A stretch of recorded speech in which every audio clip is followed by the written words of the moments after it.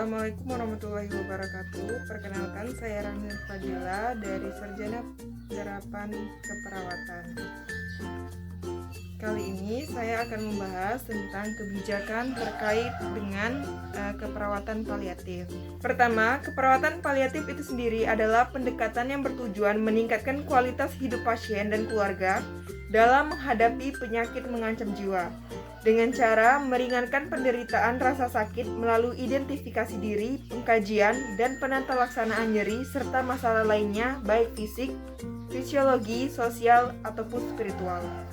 Selanjutnya, landasan hukum tentang kebijakan nasional Keputusan Menteri Kesehatan Republik Indonesia nomor 812/Menkes/SK/7/2007 tentang kebijakan perawatan paliatif Menteri Kesehatan Republik Indonesia.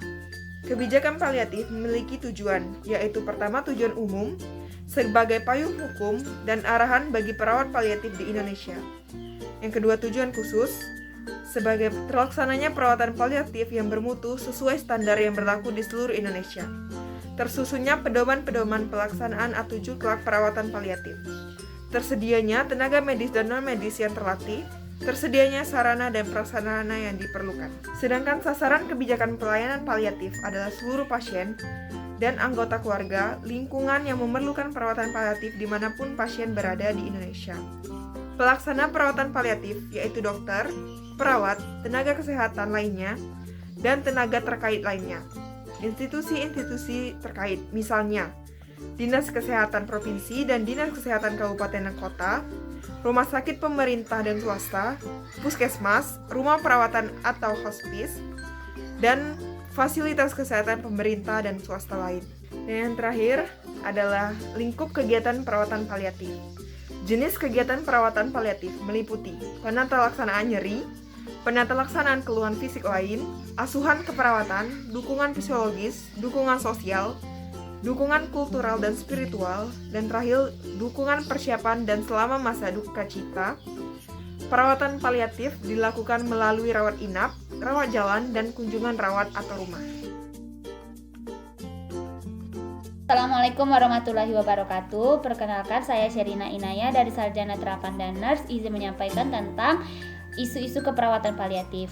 Baiklah, di sini isu-isu keperawatan paliatif itu terbagi menjadi 4, yaitu yang pertama autonomi, yang kedua beneficence, yang ketiga non-malfeasance, dan yang terakhir adalah justice. Yang pertama autonomi. Autonomi itu merupakan hak individu dalam menentukan keputusan dilakukan atau tidak dilakukannya tindakan tersebut setelah diberi informasi dari dokter, perawat maupun tenaga medis lainnya. Yang kedua adalah beneficence. Beneficence ini merupakan tindakan yang harus dilakukan tersebut harus memberikan manfaat bagi pasien dengan memperhatikan kenyamanan, kesejahteraan, dan kemandirian pasien dan keluarga sesuai keyakinan dan kepercayaannya.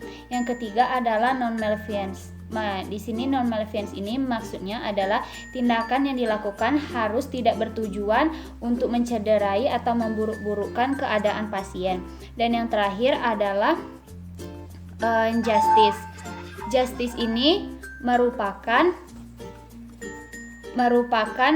tindakan yang memperlakukan semua pasien tanpa ada diskriminasi atau tidak membeda-bedakan ras, suku, bangsa, dan daerah, agama, maupun gender. Tindakan ini telah disetujui oleh pasien dan keluarga, harus dituangkan dalam informed consent dan ditandatangani oleh pasien dan keluarga dan petugas kesehatan sebelum tindakan tersebut dilakukan atau tidak dilakukan. Isu-isu keperawatan paliatif diantaranya salah satunya itu ialah perawatan paliatif pasien kanker. Nah, pengobatan kanker ini dapat memberikan dampak negatif pada fisik dan mental seseorang pasien, serta mempunyai pengaruh besar terhadap konsep diri.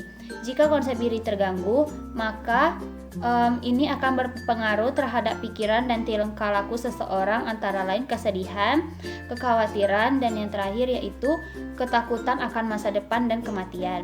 Kondisi ini mempengaruhi kualitas hidup penderita kanker. Kualitas hidup penderita kanker tersebut dipengaruhi pemahaman individu terhadap penyakitnya, sehingga penderita tahu cara untuk menjaga kesehatan. Nah, bersama dengan melalui perawatan paliatif ini, penderita kanker diajak untuk bisa lebih memahami dan menerima keadaan sehingga bisa dapat menjalani hidupnya meskipun tahu umurnya tak akan lama lagi.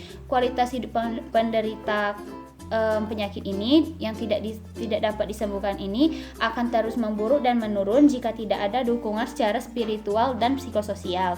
Nah, jadi peran perawatan paliatif ini ialah memberikan dukungan dalam hal spiritual dan sosial dan dukungan moral kepada keluarga yang berduka.